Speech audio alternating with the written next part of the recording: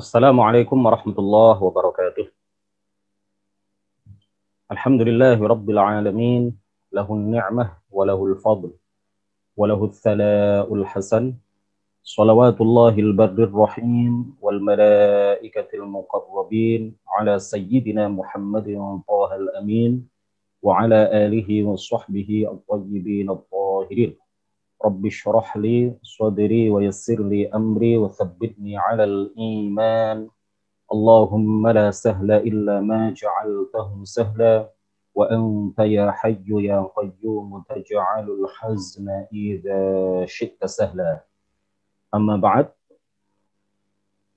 Malam ini insyaallah kita akan menguraikan tentang apa itu tawassul, pengertiannya apa, macam-macamnya tawassul itu apa saja, dalil tawassul itu apa, baik dari Al-Quran maupun hadis, maupun dari perkataan para ulama, kemudian hal-hal lain yang berkaitan dengan tawassul, insya Allah akan kita uraikan, akan kita ulas pada malam yang insya Allah penuh keberkahan ini.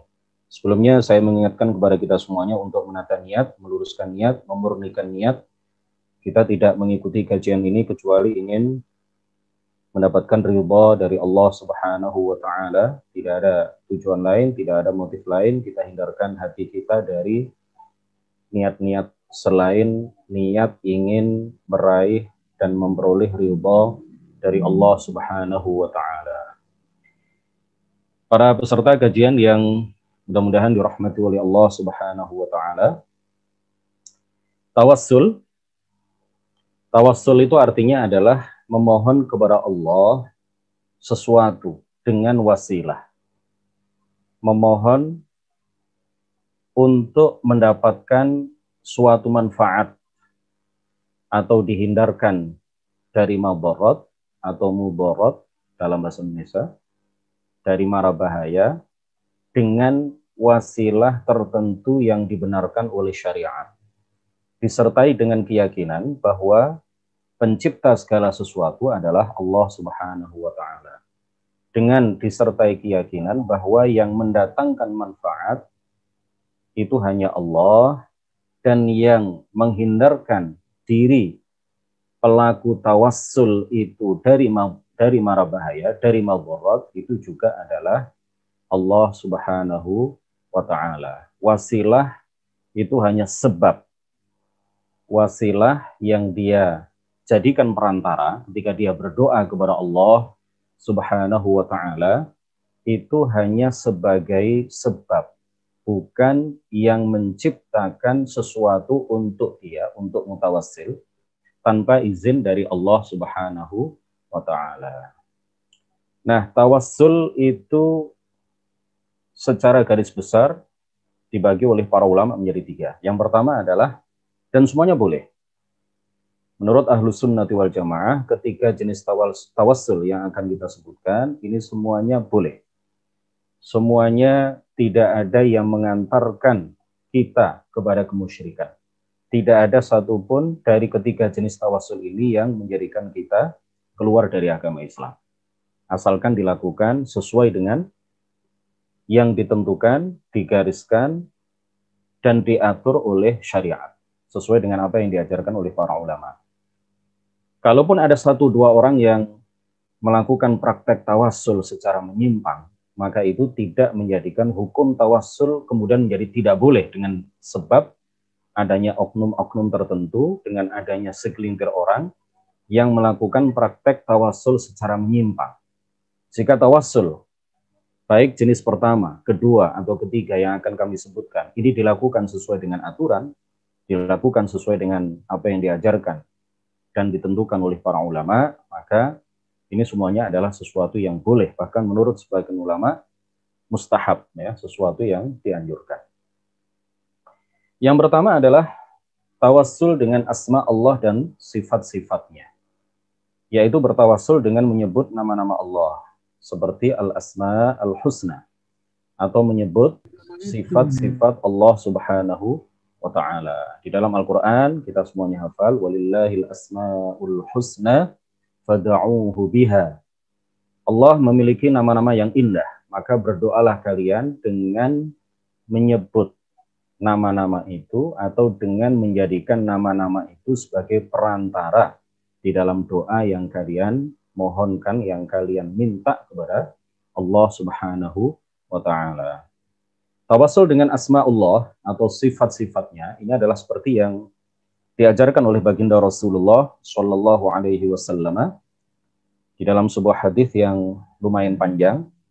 Rasulullah mengajarkan sebuah doa yang di dalamnya ada tawassul bil asma al-husna atau bi asma'illahi al-husna wa sifatihi al-ula.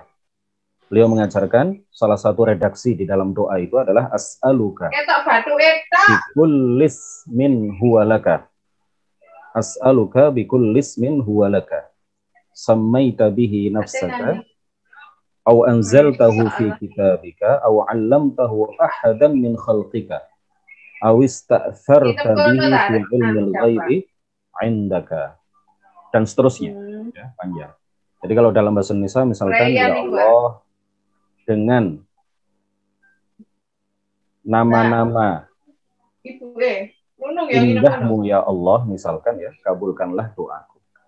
Dengan sifat-sifat muliamu yang menunjukkan kesempurnaan ya Allah, maka percepatlah jodohku, misalkan ya. Ini adalah tawassul dengan asma Allah dan sifat-sifatnya. Ini menurut seluruh aliran boleh. Tidak hanya menurut kita, menurut kaum Wahabi sekalipun ini boleh. Menurut seluruh ormas di Indonesia, menurut seluruh kelompok komunitas aliran yang semuanya mengklaim diri mereka Muslim, ya ini adalah boleh. Bagian pertama dari 3 jenis tawassul ini, menurut semuanya boleh karena hadisnya jelas. Kemudian yang kedua adalah at-tawassul bil a'malus sholihah, tawassul dengan amal kebaikan. Yaitu bertawassul dengan menyebut amal soleh yang pernah dilakukan oleh seorang hamba dengan harapan agar dikabulkan permohonannya atau diselamatkan dari mara bahaya oleh Allah Subhanahu wa Ta'ala dengan sebab amal soleh tersebut. Ya Allah, dengan sedekah yang pernah aku lakukan kepada orang fakir yang betul-betul fakir itu, ya Allah, maka selamatkanlah aku dari berbagai bentuk wabah dan musibah, misalkan. Ya, tawassul dengan sedekah. Ini dalilnya juga jelas, menurut semua aliran boleh. Tidak hanya menurut kita, Ahlus Sunnati wal Jamaah. Menurut orang Wahabi sekalipun, bertawassul dengan amal kebaikan, bertawassul dengan amal soleh, ini boleh. Karena hadisnya juga sangat jelas, termaktub di dalam Sahih Al-Bukhari. Rasulullah menceritakan kepada kita semuanya bahwa ada 3 orang yang di tengah perjalanan, turun air hujan, kemudian mereka berteduh masuk ke dalam sebuah gua. Ketika mereka berada di dalam gua, maka ada sebongkah batu besar yang menutup bibir gua. Masing-masing kemudian bertawassul dengan wasilah amal soleh yang pernah dikerjakan oleh masing-masing dari 3 orang itu. Kemudian sebongkah batu yang sangat besar yang menutupi pintu gua, yang menutup bibir gua itu kemudian sedikit demi sedikit bergeser. Lalu mereka semuanya bisa keluar. Yang satu bertawassul dengan perjuangan dia melawan syaitan dan hawa nafsu. Di depannya ada seorang perempuan yang sudah telanjang pula. Ya, kemudian syaitan menggodanya, hawa nafsunya menggodanya untuk berbuat zina dengan perempuan itu. Lalu sekuat tenaga, dia berjuang melawan hawa nafsunya, dia lari dari perempuan itu, dia tinggalkan kamar itu, dengan amal soleh yang dia lakukan itu, dia berdoa kepada Allah agar sebongkah batu yang sangat besar yang menutup bibir gua itu bergeser sedikit. Yang satu lagi kemudian bertawassul dengan perbuatan baik, bakti dia kepada orang tuanya. Ya, bakti dia kepada orang tuanya, perbuatan baik selama bertahun-tahun yang dia lakukan kepada orang tuanya. Kemudian pintu gua itu bergeser, sebongkah batu yang besar itu kemudian bergeser dari bibir gua. Yang satu lagi bertawassul kepada Allah dengan perbuatan baik dia yang pernah dia lakukan yang berupa memenuhi hak seseorang, memenuhi gaji ya yang dia janjikan kepada seorang yang dia sewa. Masing-masing berdoa kepada Allah dengan menyebut amal soleh yang pernah dilakukan. Akhirnya sebongkah batu yang sangat besar yang menutupi pintu gua itu bergeser dan mereka semuanya bisa keluar. Jadi amal soleh apapun yang pernah kita lakukan itu bisa kita jadikan wasilah di dalam kita berdoa kepada Allah. Kita bertawassul kepada Allah dengan wasilah amal soleh itu bukan berarti kita pamrih, bukan berarti kita kemudian tawar-menawar dengan Allah Subhanahu wa taala, bukan begitu. Karena ini adalah sesuatu yang memang masyru', sesuatu yang memang disyariatkan. Dinas di dalam hadis diajarkan oleh baginda Rasulullah Shallallahu alaihi wasallam dan diteladankan oleh para umat Nabi Muhammad sebelum datangnya Nabi Muhammad dan sebelum datangnya umat Nabi Muhammad Shallallahu alaihi wasallam. Jadi meskipun seseorang ya melakukan amal soleh ya walaupun hanya satu jenis, misalkan dia adalah orang yang nakal tetapi pernah melakukan amal kebaikan walaupun hanya satu macam, kemudian dia sebut itu dalam doanya, kalau kemudian dia sangat tulus dan ikhlas ketika melakukan amal soleh yang pernah dia kerjakan, bisa jadi apa yang dia minta kepada Allah itu kemudian dijabah, dikabulkan oleh Allah Subhanahu wa ta'ala. Ngaji seperti ini bisa dijadikan wasilah. Ngaji seperti ini jika kita memang betul-betul tulus, ikhlas, tidak ada motif lain kecuali talabul ilmi, ibtigha'a ridwanillah, kemudian kita suatu ketika dihadapkan pada sebuah cobaan yang berat, kesulitan yang besar, sebuah musibah yang luar biasa, lalu kita teringat bahwa kita pernah ngaji walaupun secara online tapi dengan niat yang betul-betul tulus ikhlas. Lalu kita sebut amal soleh yang berupa ngaji ilmu agama itu di saat kita berdoa kepada Allah, ya Allah, aku pernah ngaji di malam Selasa pada waktu itu jam 20 sampai jam 21 bersama Nur Rahmat. Aku lakukan itu dengan penuh ketulusan, keikhlasan, semata-mata mengharap ridha darimu. Aku ngaji tentang tawassul, dan niat aku ngaji itu semata-mata karena ingin mendapatkan ridhamu ya Allah, maka keluarkanlah aku dari kesulitan yang sangat berat ini ya Allah. Misalkan ya. Itu semuanya adalah sesuatu yang masyru', sesuatu yang disyariatkan, sesuatu yang dibolehkan. Yang ketiga, ini yang menjadi perdebatan dari dulu sampai sekarang, ya, tidak hanya pada masa lalu, tapi sampai sekarang ini menjadi bahan perdebatan, menjadi tema perdebatan yang diperdebatkan antara kita Ahlus Sunnati wal Jamaah dengan orang-orang Wahabi. Yaitu apa? At-tawassulu bidzawatil fadilah. Bertawassul dengan menyebut nama seorang nabi atau nama seorang wali atau nama orang yang soleh dengan harapan agar dikabulkan permohonan kita atau diselamatkan dari mara bahaya oleh Allah Subhanahu wa taala dengan sebab menyebut nama nabi atau wali atau orang soleh tersebut.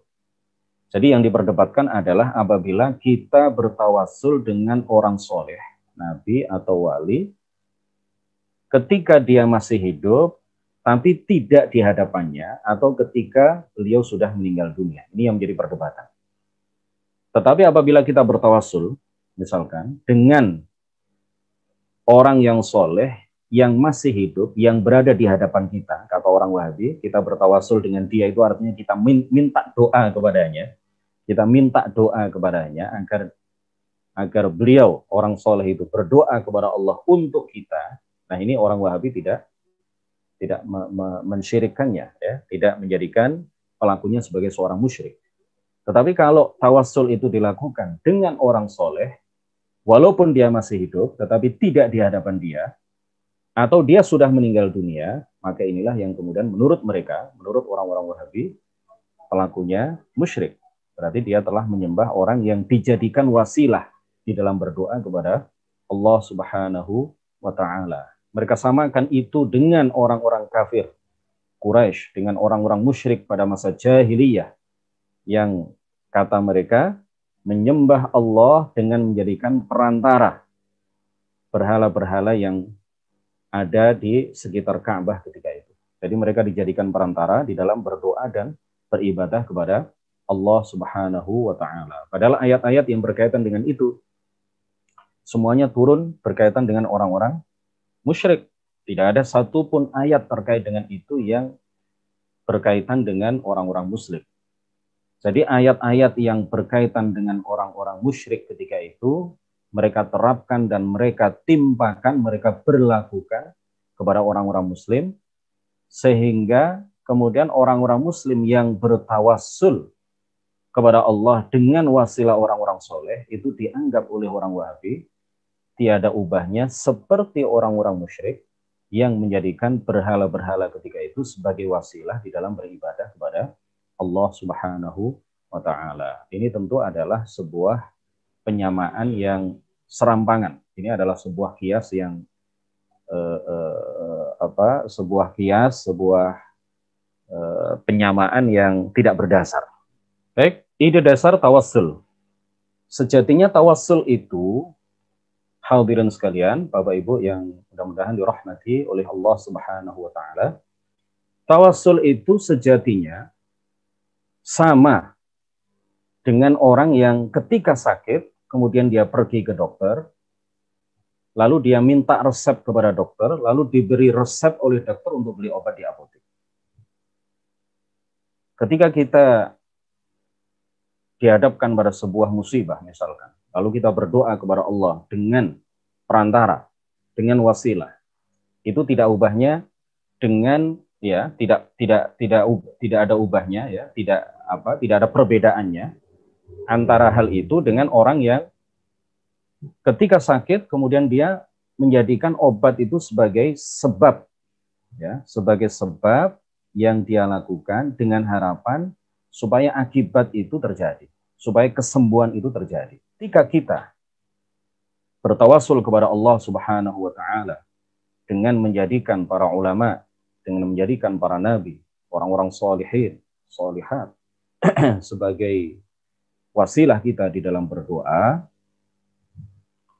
maka sebenarnya sejatinya kita sama sekali tidak meyakini bahwa orang-orang soleh itu bisa menciptakan sesuatu untuk kita. Sama sekali tidak.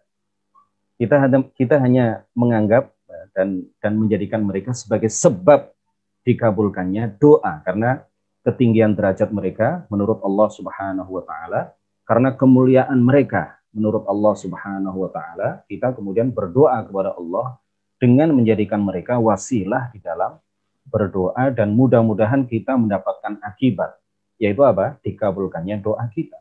Ketika kita sakit, minum obat, kita tidak menjadikan obat itu, kita tidak meyakini obat itu bisa menciptakan sesuatu untuk kita, bisa menciptakan kesembuhan untuk kita. Sama sekali tidak.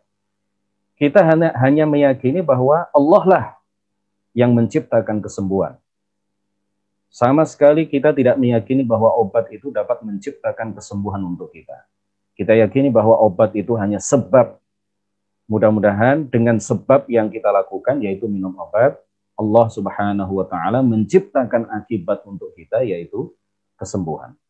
Ketika kita sembuh, maka yang menciptakan kesembuhan tentu kita yakini hanya Allah Subhanahu wa taala. Nah, obat itu adalah sabab adi.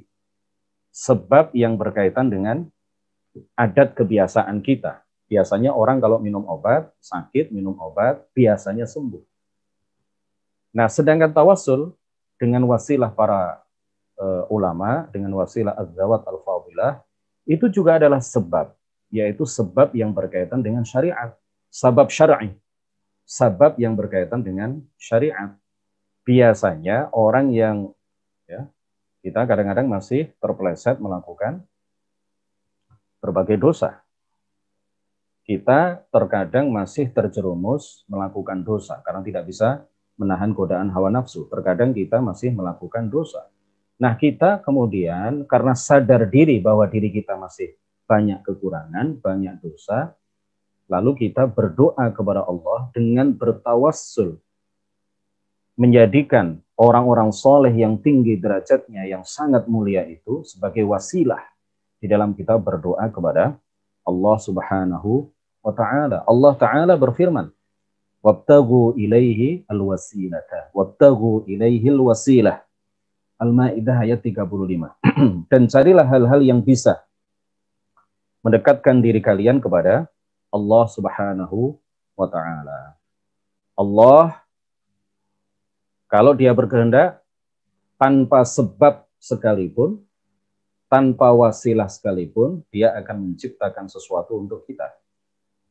Tetapi Allah Subhanahu wa Ta'ala memerintahkan kita untuk melakukan amal kebaikan.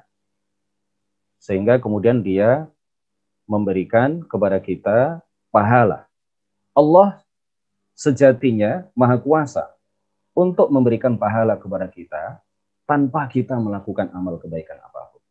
Tetapi karena ini adalah perintah dari Allah, maka kita melakukan amal kebaikan dengan harapan apa? Mendapatkan ridha, mendapatkan pahala, masuk ke dalam surga Allah Subhanahu wa Ta'ala, meraih kebahagiaan abadi di akhirat kelak. Nah, ini semuanya adalah sesuatu yang tidak terlarang di dalam agama. Sekali lagi, asalkan disertai keyakinan bahwa pencipta segala sesuatu hanyalah Allah Subhanahu wa Ta'ala, bukan sebab yang kita lakukan. Ya, ketika kita mendapatkan akibat dari sebab yang kita lakukan, maka yang menciptakan akibat itu bukan sebab yang kita lakukan, tetapi yang menciptakan sebab adalah Allah. Yang menciptakan akibat juga adalah Allah Subhanahu wa Ta'ala. Nah, cara-cara tawassul dengan az-zawat al-fadilah, dengan orang-orang soleh. Kaifiyat, ya. Cara-cara bertawassul atau kaifiyat tawassul dengan az-zawat al-fadilah. Para ulama menjelaskan bahwa ada beberapa macam bentuk tawassul dengan az-zawat al-fadilah. Az-zawat al-fadilah itu sebagaimana yang tadi sudah kami jelaskan, yaitu orang-orang soleh, para nabi, para wali, para ulama amilin, ya. Kalau di kita para sunan, para wali songo, para aulia yang kita terima info bahwa mereka adalah para wali dari berita orang-orang yang sangat banyak dari masa ke masa, dari generasi ke generasi, seperti wali songo. Itu yang menginfokan kepada kita bahwa mereka adalah wali itu bukan hanya orang-orang awam, tetapi juga para ulama besar, para kiai besar, semuanya memberikan informasi kepada kita bahwa wali songo itu memang betul-betul ada dan mereka adalah wali. Nah, itu kemudian kita ziarahi dengan niat tabarruk, tawassul di dekat makam-makam mereka, ya. Dan ada beragam cara bertawassul kita dengan mereka. Yang pertama adalah meminta kepada Allah dengan beristishfa' dan menyebut nama mereka. Seperti jika kita mengatakan, Allahumma inni as'aluka binabiyyika Muhammadin. Ya Allah, aku memohon kepadamu dengan nabimu. Ya Allah, aku memohon kepadamu dengan Sunan Ampel. Ya Allah, aku memohon kepadamu dengan Sunan Giri. Terimalah doaku, kabulkanlah hajatku, cepatkanlah jodohku, lapangkanlah rizkiku, banyakkanlah anakku, jadikanlah anak-anakku solihin dan solihat. Atau kita menyebut Allahumma inni as'aluka bihaqqi nabiyyika Muhammad, bihaqqi waliyyika fulan, dengan hak, ya, dengan kemuliaan dan derajat Nabi Muhammad. Atau atawajjahu bihi ilaika, atawajjahu bi Sunan Ampel ilaika, aku bertawajjuh dengan Sunan Ampel, dengan Nabi Muhammad, dengan wali fulan kepadamu dalam urusanku ini. Ya Allah, kabulkanlah doaku, terimalah doaku, kabulkanlah hajatku, dan seterusnya. Yang kedua, meminta kepada al-mutawassal bih, yaitu orang yang dijadikan wasilah, agar berdoa kepada Allah untuk hajat-hajat kita. Seperti kalau kita mengatakan, Ya Rasulullah, Udu'allah ta'ala ayyasqiyana. Wahai Rasulullah, berdoalah kepada Allah agar menurunkan hujan kepada kami. Wahai Sunan Ampel, langsung kita sebut nama Sunan Ampel, misalkan. wahai Sunan Ampel, doakanlah atau berdoalah kepada Allah agar Allah memberikan rezeki yang melapangkan rezekiku, ya, memudahkan rezeki. Kemudian yang ketiga, meminta hajat langsung kepada nabi, wali atau orang soleh dengan maksud ia menjadikan mereka para wali itu sebab, ya, tasabbub agar dikabulkan permohonan kita kepada Allah. Artinya nabi, wali atau orang soleh sebagai sebab supaya permohonan hamba dikabulkan oleh Allah, permohonan kita dikabulkan oleh Allah karena syafaat dan doa nabi atau wali tersebut kepada Allah. Misalkan kita mengatakan al-madad ya Rasulullah. Ya, jadi yang pertama tadi apa? Meminta kepada Allah dengan menyebut nama seorang nabi atau seorang wali. Yang kedua, meminta langsung kepada nabi atau wali, orang yang dijadikan wasilah itu atau orang soleh, untuk berdoa kepada Allah bagi kebaikan kita. Yang ketiga, kita langsung minta kepada nabi atau wali itu dengan keyakinan bahwa dia hanya sebagai sebab, bukan sebagai pencipta sesuatu untuk kita. Ya, misalkan dengan redaksi Al-Madad ya Rasulullah, Al-Madad ya Rifa'i, Al-Madad ya Jailani, Al-Madad ya Sunan Ampel, Al-Madad ya, atau dengan malaikat, Al-Madad ya Malaikat Allah, Al-Madad ya Rifa'i, Al-Madad ya Jailani, Al-Madad ya Fulan, Al-Madad ya Rasulullah. Itu semuanya adalah boleh dan tidak menjadikan kita musyrik. Nah, beragam redaksi tawassul. Banyak sekali redaksi tawassul yang sangat masyhur di kalangan kita. Sudah sangat mendarah daging, diucapkan, dibaca, dilestarikan dari masa ke masa, dari generasi ke generasi. Tidak hanya 1.000, 2.000 orang, tetapi jutaan umat Islam di seluruh dunia, atau bahkan ratusan juta umat Islam di seluruh dunia, dari masa ke masa, dari generasi ke generasi, mereka melakukan tawassul dengan az-zawat al-fadilah ini dengan menggunakan beragam redaksi. Kalau seandainya tawassul itu menjadikan seseorang musyrik, tawassul dengan orang-orang soleh, tawassul dengan az-zawat al-fadilah, itu seandainya hukumnya adalah syirik, menjadikan seseorang kafir keluar dari agama Islam, maka itu adalah pernyataan yang mengkafirkan ratusan juta umat Islam di seluruh dunia dari masa ke masa dan dari generasi ke generasi. Berarti yang muslim itu hanya mereka, orang-orang Wahabi yang meyakini bahwa tawassul bidzawat al-fadilah itu kafir, itu kufur atau syirik. Hanya mereka yang muslim. Sementara kita yang para pelaku tawassul ini, kita semuanya kafir, kita semuanya musyrik. Jadi berapa gelintir orang yang muslim itu? Na'udzubillah.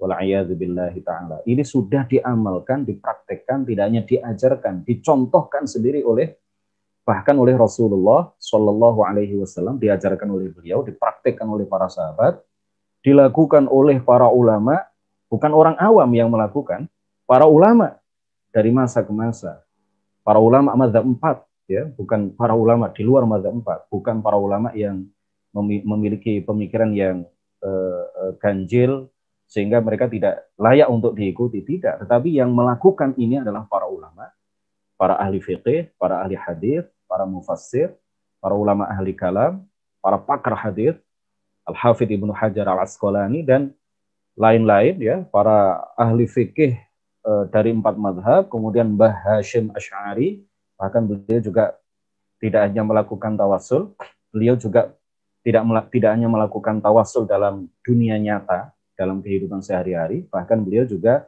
menulis, ya, beberapa redaksi tawassul di dalam karya-karya yang beliau hasilkan, di dalam karya-karya yang beliau tulis.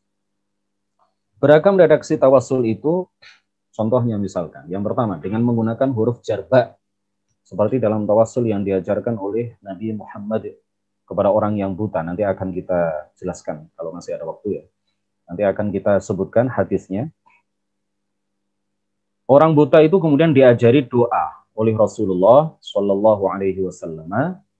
Doa itu mengatakan Allahumma inni as'aluka wa atawajjahu ilaika binabiyyina Muhammadin nabiyyir rahmah. Binabiyyina, dengan redaksi apa? Menggunakan huruf jar ba. Ya. Atau tawassul yang biasa kita baca, ya Rabbi bil Mustafa balligh maqasidana waghfir lana ma madha ya wasi'al karam.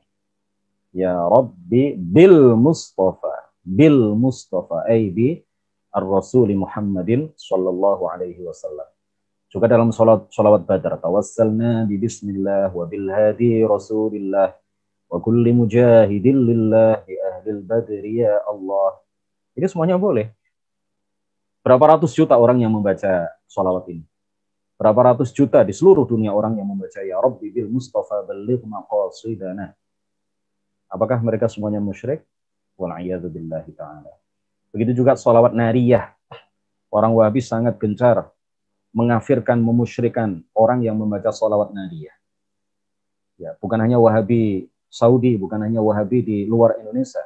Para Wahabi di Indonesia, melalui ceramah-ceramah mereka, mereka mengkafirkan orang yang membaca salawat nariyah karena di dalamnya ada tawassulnya.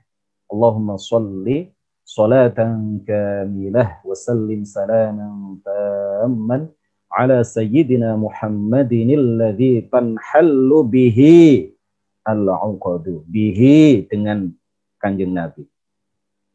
Tanhallu, terurai. Bihi dengan kanjeng Nabi al-uqadu. Beberapa hal yang sulit, ya. Wa tanfariju bihil kurabu bihi. Jadi tawassul ada berapa ini? Tawassul dengan Rasulullah di dalam salawat nariyah. Dan juga dalam beberapa salawat yang lain. Yang kedua adalah dengan menggunakan ba disambung dengan lafaz haq atau jah. Atau karamah atau barokah. Dan semacamnya. Seperti dalam doa yang dianjurkan dibaca ketika kita pergi ke Masjid Jami'. Allahumma inni as'aluka bihaqqis sa'ilina 'alaika wa bihaqqi mamsyaya hadha. Fa inni lam akhruj asyara wa la batara wa la riya'a wa la sum'ah kharajtu tiqa'a sakhatik, dan seterusnya. Nanti akan ada redaksinya secara lengkap. Di dalam doa ini kita diajari oleh Rasulullah yang mengajarkan doa ini kepada kita, dan di dalamnya ada tawassul. Para pakar hadis menyatakan bahwa hadis ini sahih. Kalau kita membaca doa ini ketika kita melangkahkan kaki dari rumah kita menuju Masjid Jami', maka 70.000 malaikat akan mendoakan kepada Allah Subhanahu wa taala untuk kita agar kita diampuni dosa kita. Jadi para malaikat beristighfar, 70.000 malaikat beristighfar untuk kita. Kalau kita membaca doa ini, doa yang diajarkan oleh Rasulullah ini, yang di dalamnya ada tawassul dengan dua jenis tawassul sekaligus. Doa ini mengajarkan kepada kita dua jenis tawassul sekaligus. Yang pertama adalah at-tawassul bidzawatil fadilah. Tawassul dengan orang-orang soleh. Redaksinya mana? Bihaqqis sa'ilina 'alaika. Ya Allah, aku memohon kepadamu dengan hak atau dengan barokah, dengan kedudukan orang-orang soleh yang memohon kepadamu. Nah, ini adalah tawassul jenis yang ketiga. Kemudian tawassul jenis lain yang juga diajarkan di dalam hadis ini, di dalam doa yang disebutkan dalam hadis Rasulullah ini adalah tawassul bil amalis sholih, yaitu apa? Wa bihaqqi mamsyaya hadza. Aku berdoa, aku memohon kepadamu ya Allah dengan barokah langkah kaki yang aku lakukan dari rumah menuju masjid. Ini adalah tawassul dengan al-amal as-sholih.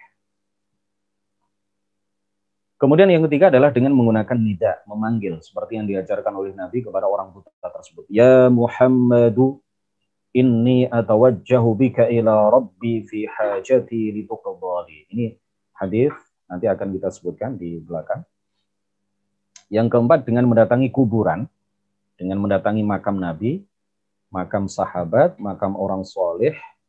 Kemudian kita mengucapkan redaksi nida, kita panggil, ya, nama sahibul maqam, seperti yang dilakukan sahabat Bilal ibnul Harith al-Muzani di saat musim paceklik di masa pemerintahan Sayyiduna Umar ibnul Khattab radhiyallahu anhu, sebagaimana diriwayatkan dan disahihkan oleh Al-Hafidh Al-Baihaqi.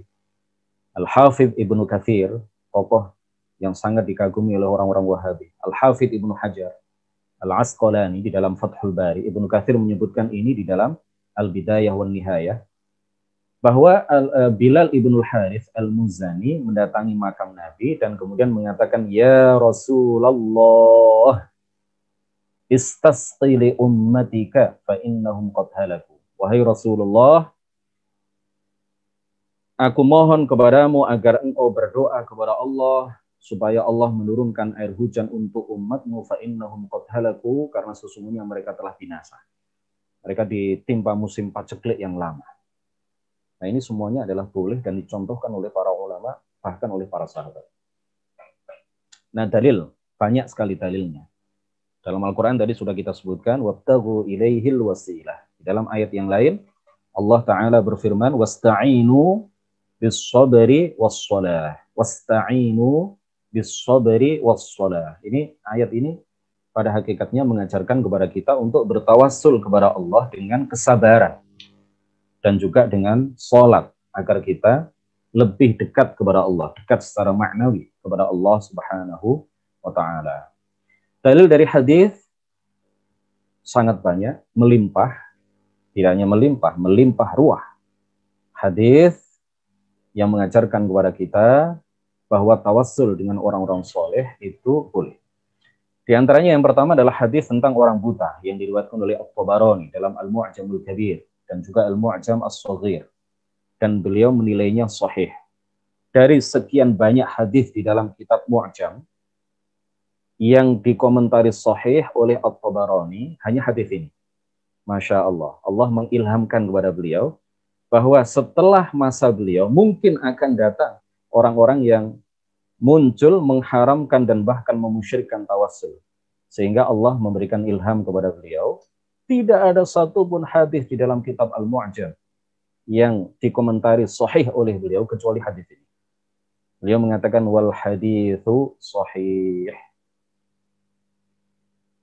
Juga diriwayatkan hadis ini oleh At-Tirmidzi, Al-Hakim dan lainnya. Hadis ini juga dinilai sahih oleh Al-Hafidz At-Tirmidzi, Ibnu Khuzaimah, At-Tabarani seperti yang tadi kami sampaikan, Al-Hakim, Al-Baihaqi, Al-Munziri, An-Nawawi, Al-Dhahabi, Ibnu Hajar, Al-Asqalani, Al-Haythami, Ibnu Al-Jazari, As-Suyuti dan para ulama yang lainnya. Bahkan Al-Hakim menilai salah satu jalurnya sahih sesuai dengan syarat asy-syaikhain, ya, syaratus syaikhain, dan jalur lain sesuai syaratul Bukhari. Dan dua penilaian Al-Hakim ini disetujui oleh Az-Zahabi, tokoh yang sangat mengekor kepada Ibnu Taimiyah dan sangat dikultuskan oleh orang-orang Wahabi sendiri.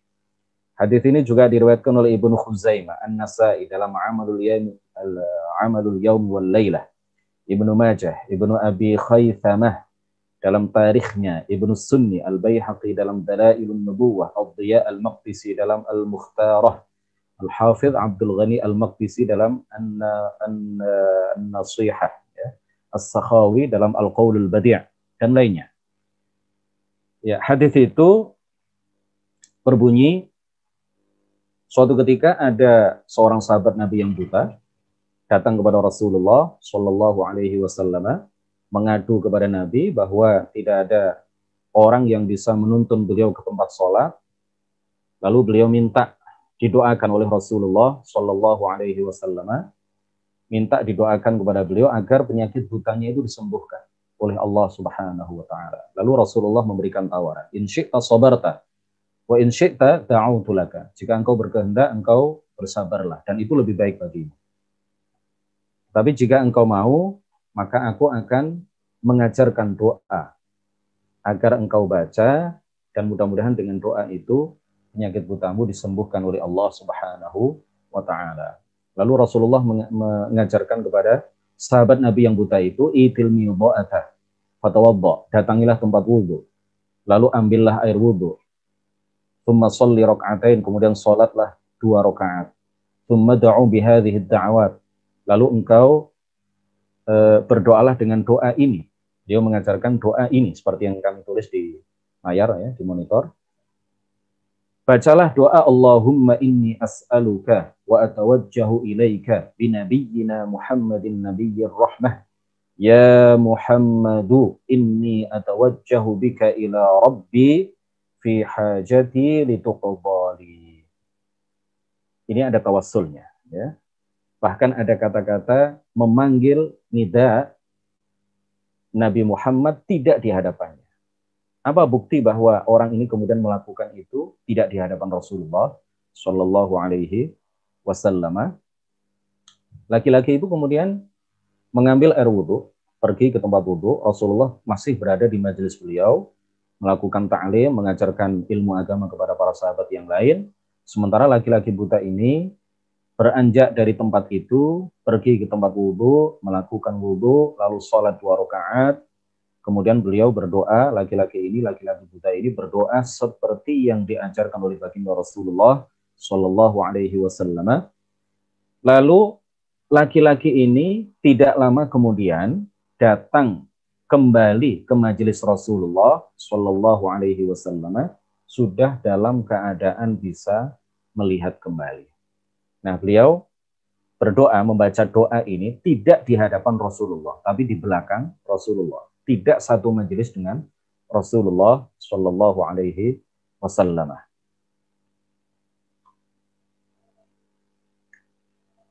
Nah, yang kedua adalah hadis yang mengajarkan kepada kita, yang disabdakan oleh baginda Rasulullah Shallallahu Alaihi Wasallam, agar kita baca ketika kita berangkat dari rumah menuju ke masjid jami'. Ya, doa itu mengatakan apa? Doa itu berbunyi, redaksinya adalah Allahumma inni as'aluka bihaqqis sa'ilina 'alaika wa bihaqqi mamsyaya hadza. Sebagaimana tadi sudah kami sampaikan bahwa di dalam doa ini ada 2 jenis tawassul sekaligus. Tawassul bidzawatil fadilah dan juga tawassul bil amalis shalih. Fa inni lam akhruja asharan wala bataran wala riya'an wala sum'atan kharajtu tiqa'a sakhatik wa batigha'a mardatik fa as'aluka an tunqidhani minan nar wa an taghfir li dhunubi innahu la yaghfiru dhunuba illa anta. Aqbalallahu alaihi biwajhihi, artinya adalah dia akan diridhai oleh Allah Subhanahu wa taala. Wastaghfara lahu 70,000 malakin, dan 70.000 malaikat akan beristighfar untuknya. Nah, ini sangat disayangkan kalau kita lewatkan begitu saja fadilah yang luar biasa ini.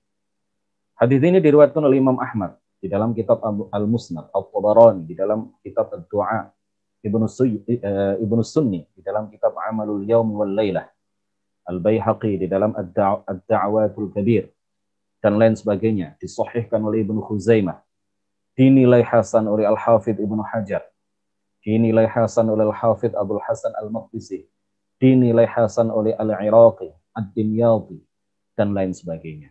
Jadi hadis ini sangat baik sekali dan akan mendatangkan pahala bagi kita yang luar biasa, fadilah yang luar biasa. 70.000 malaikat akan memintakan ampunan dosa untuk kita jika kita mengamalkan hadis ini, dan di dalam hadis ini ada tawassul dengan 2 jenis tawassul sekaligus. Yang ketiga, Imam Ahmad meriwayatkan dalam musnadnya dengan sanad yang hasan, sebagaimana dikatakan oleh Al-Hafidh Ibnu Hajar Al-Asqalani, bahwa suatu ketika Al-Harith Ibnu Hassan Al-Bakri berkata kepada Rasulullah, A'udzu billahi wa rasulihi an akuna kawafidi 'ad. Aku berlindung kepada Allah dan Rasulnya dari menjadi seperti utusan kaum 'Ad. Ya, utusan kaum 'Ad. Kaum 'Ad ini adalah kaum Nabi Hud yang kafir kepada Allah dan Rasulnya. Ya, utusan yang justru menghancurkan kaum yang mengutusnya. Jadi kaum 'Ad itu mengutus beberapa orang untuk pergi ke Mekah karena mereka ditimpa paceklik yang luar biasa panjang.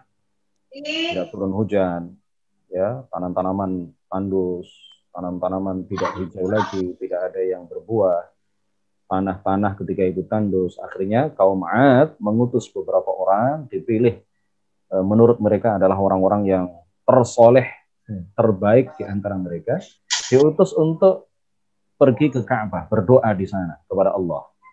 Lalu mereka berdoa di sana, ya, singkat cerita, kemudian kembali ke kaum 'Ad dengan diiringi oleh awan hitam di atas mereka. Akhirnya mereka sangat gembira. Ya, sebentar lagi kata mereka ini akan turun air hujan. Sebentar saya apa? Lihat ini ya. Saya mute dulu ya.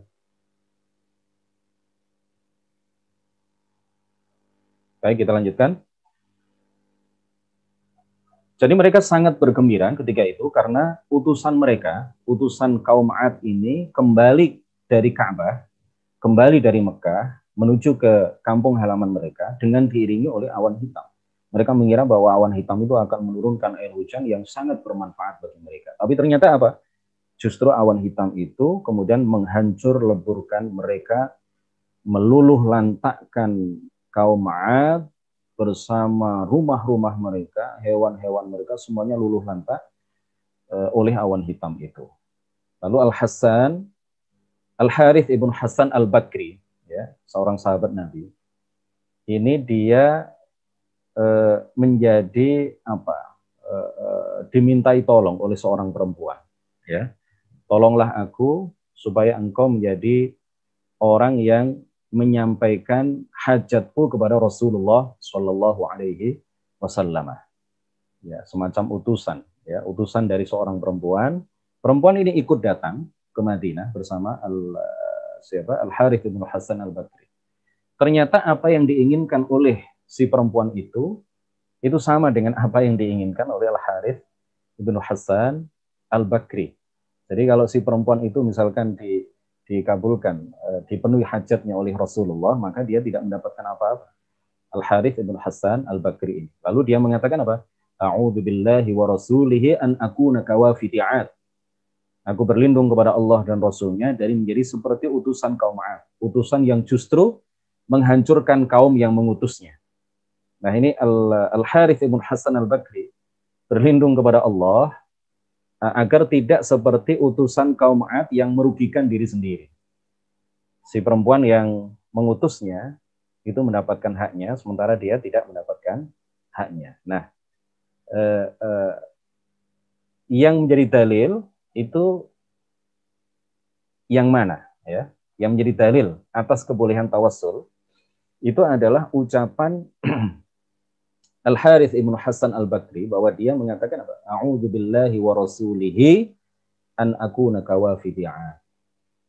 Al-Harith menggabungkan antara lafaz Allah dengan Rasulnya. Beliau berta'awud, berlindung kepada Allah dan Rasulnya. Karena Allah adalah yang berhak dimintai perlindungan secara hakiki. Sedangkan Rasulullah itu menjadi sebab, ya, ala annahu sabab, ya, ala annahu sabab. Jadi Al-Harith ibn Hasan Al-Bakri ini minta perlindungan kepada Allah karena Allah adalah Tuhan yang berhak dimintai perlindungan secara hakiki. Dan Al-Harith ibn Hasan Al-Bakri ini minta perlindungan kepada Rasulnya karena ia adalah sebab yang menjadi sebab terlindungnya seseorang dari sesuatu yang tidak dia inginkan. Rasulullah sama sekali tidak menegur Al-Harith ibn Hasan Al-Bakri. Al-Harith ibn Hasan Al-Bakri tidak ditegur sama sekali oleh Rasulullah. Misalkan Rasulullah mengatakan kepadanya, asyrakta, engkau telah musyrik karena engkau tidak hanya berlindung kepada Allah tapi engkau berlindung kepada aku, engkau berarti musyrik. Rasulullah tidak mengatakan seperti itu. Karena Rasulullah tahu bahwa yang dimaksud Al-Harith ibn Hasan Al-Bakri ketika dia memohon perlindungan kepada Rasulullah, itu artinya Rasulullah adalah sebab, ya, bukan yang menciptakan perlindungan, bukan.